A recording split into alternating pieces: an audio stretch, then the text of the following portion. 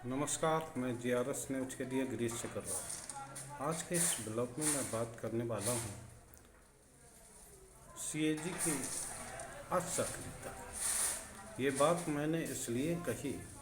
कि आप सभी लोगों को ध्यान होगा कि लगभग केंद्र सरकार के 10 वर्ष के कार्यकाल सीएजी ऐसी कोई रिपोर्ट निकाल कर नहीं आई जिससे कि सरकार को कटघरे में खड़ा किया जा सके। लेकिन हाल में ही जिस तरह से राष्ट्रीय राजमार्ग को लेकर यानी कि सड़क एवं परिवहन से जुड़ी विभाग की योजनाओं को लेकर जिस प्रकार सीएजी ने उसमें घपले घोटाले के आरोप लगाए, तो निश्चित तौर पर यह दर्शाने को काफ़ी क्या भारतीय जनता पार्टी में सब कुछ ठीक ठाक नहीं चल रहा है क्या। आप सभी लोगों को जानकारी होगी कि जो सीएजी है वो प्रतिवर्ष सरकारी विभागों के खर्च और आमदनी के निरीक्षण करने के बाद उसकी एक रिपोर्ट जारी करता है। यानी कि ये एक वार्षिक लेखा जोखा होता है। लेकिन जिस तरह से 10 साल में सीएजी बिल्कुल ठंडे बस्ते में पड़ी दिखाई थी और लगभग चुनावी दौरान जिस प्रकार उसने सड़क एवं परिवहन विभाग को खड़ा किया है, हालांकि उन्होंने ग्रामीण एवं विकास मंत्रालय या अन्य योजनाओं को भी सवालिया निशान लगाए। लेकिन जिस तरह से उन्होंने सड़क एवं परिवहन मंत्री नितिन गडकरी को सवालिया घेरे में खड़ा किया, उससे ऐसा महसूस हो रहा है कि निश्चित तौर पर ये मोदी का ही कोई षड्यंत्र है। षड्यंत्र मैंने इसलिए कहा क्योंकि प्रधानमंत्री के कैबिनेट में जितने भी उनके किचन कैबिनेट यानी कि खास कोठरी के लोग विभागों में मंत्री हैं, उन विभागों की जांच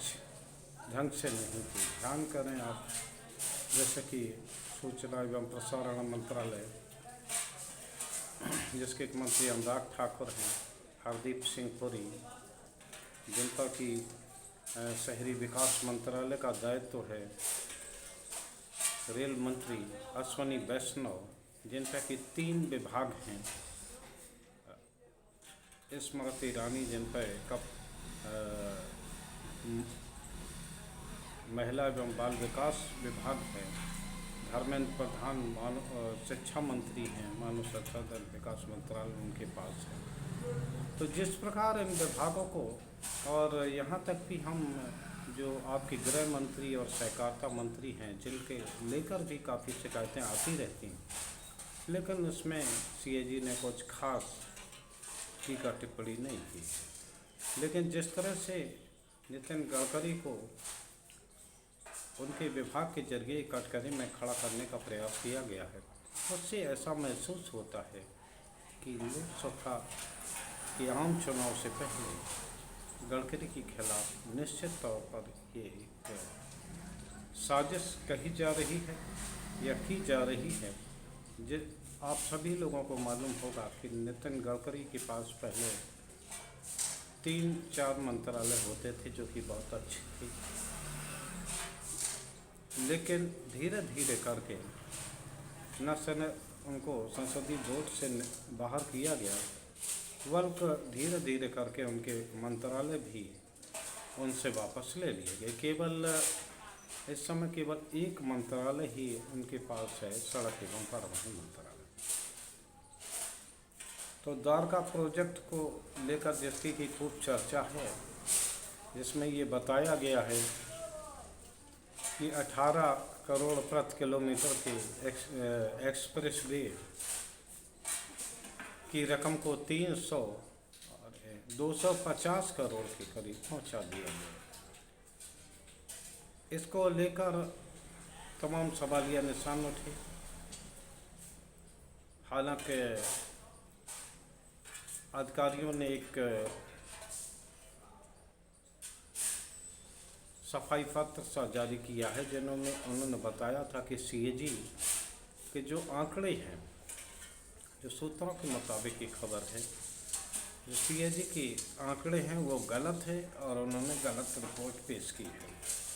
क्योंकि इसका अनुमानित बजट ही 2 से 6 दशमलव कुछ करोड़ रुपए का बनाया गया था और जो ठेकेदार को जो परियोजना सौंपी गई है वह 181 करोड़ रुपए में ये परियोजना दी गई है, जो कॉन्ट्रैक्ट हुआ है विभाग का। तो इस तरह से अगर आप देखेंगे तो उन्होंने मंत्रालय ने करीब 24-25 लाख रुपया अनुमानित बजट से बचाया ही है, लेकिन उनको जिस तरह से कटघरे में खड़ा किया गया तो निश्चित तौर पर यह महसूस होता है कि चुनाव से पहले गडकरी का क्या भाजपा में पत्ता साफ होने वाला है, क्योंकि सभी लोग जानते होंगे कि प्रधानमंत्री और नितिन गडकरी के बीच संबंध कोई सामान्य नहीं है। खैर, जिस तरह से घात प्रतिघात की रणनीति शुरू हुई है, ऐसा लगता है कि भारतीय जनता पार्टी में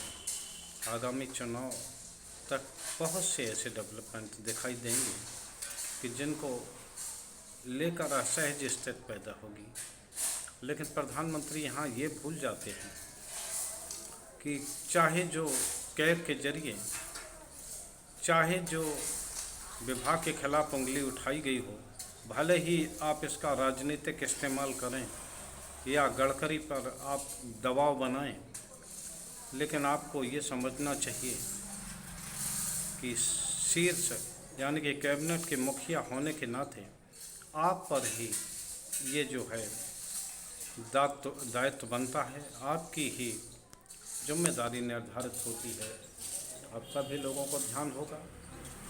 जब कांग्रेस की भी विभिन्न सरकारों को कटघरे में खड़ा किया जाता था, विभिन्न विभागों को कटघरे में जब खड़ा किया जाता था, तो प्रधानमंत्री और कांग्रेस और प्रधानमंत्री से इस्तीफा देने की बात मांग होती थी विपक्ष की ओर से। भले ही एक योजना के तहत प्रधानमंत्री ने गडकरी के खिलाफ ये रिपोर्ट का इस्तेमाल के भले ही करें, लेकिन जो विपक्ष है निश्चित तौर पर उन्हें ही टारगेट करेगा और प्रधानमंत्री को इसका जवाब देना ही पड़ेगा कि आखिर उनके ऐसे जो कि 18-18 घंटे काम करते हैं, उनके ऐसे प्रधानमंत्री के नाक के नीचे से इतना बड़ा घपला घोटाला किस तरह से हो रहा है। वैसे तो मांग की जानी चाहिए संपूर्ण विपक्ष की ओर से कि सभी विभागों की वार्षिक रिपोर्ट सार्वजनिक की जाए और ये बताया जाए कि आखिर जनता का कितना पैसा इस तरह की भ्रष्टाचार की भेंट चढ़ा दिया गया।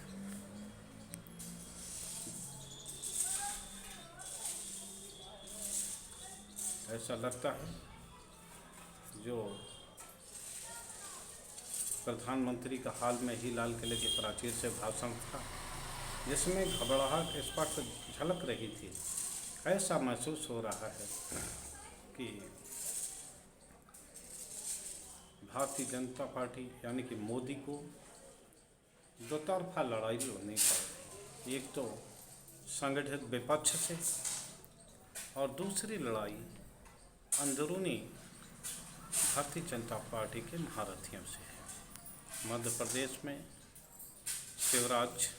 राजस्थान में वसुंधरा राजे, छत्तीसगढ़ में उनके पास कोई नेता ही नहीं है क्योंकि उन्होंने रमन सिंह को साइडलाइन कर रखा। इस तरह से जगह जगह जो भी जनाधार वाले नेता हैं उनको एक तरह का अभियान चला के बदनाम करने का अभियान अभी और देर तक जारी रहेगा। जिस तरह उत्तर प्रदेश में राजनाथ सिंह और योगी दोनों को साथ रखा है प्रधानमंत्री ने, लगता है कि चुनाव से पहले और भी इस तरह के तमाम वो आएंगे, जिस रिपोर्ट के आधार पर संबंधित लोगों से इस्तीफा लेके संबंधित मंत्री को मंत्रिमंडल से हटा के प्रधानमंत्री की छवि चमकाई जाएगी। क्योंकि अगर आप सभी लोगों को मैं जानकारी दूं कि जो सीएजी के प्रमुख हैं गिरीश चंद्र मुर्मू, वो गुजरात से जब वह दिल्ली में प्रधानमंत्री नरेंद्र मोदी आए तो उनके साथ ही, चूँकि वे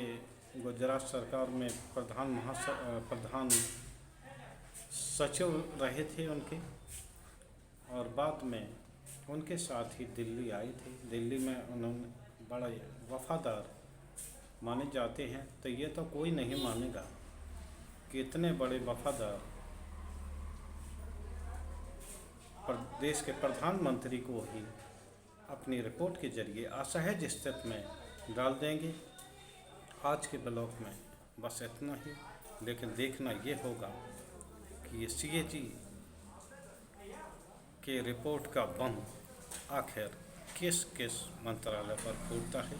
आज के ब्लॉग में बस इतना ही। जय हिंद, जय भारत।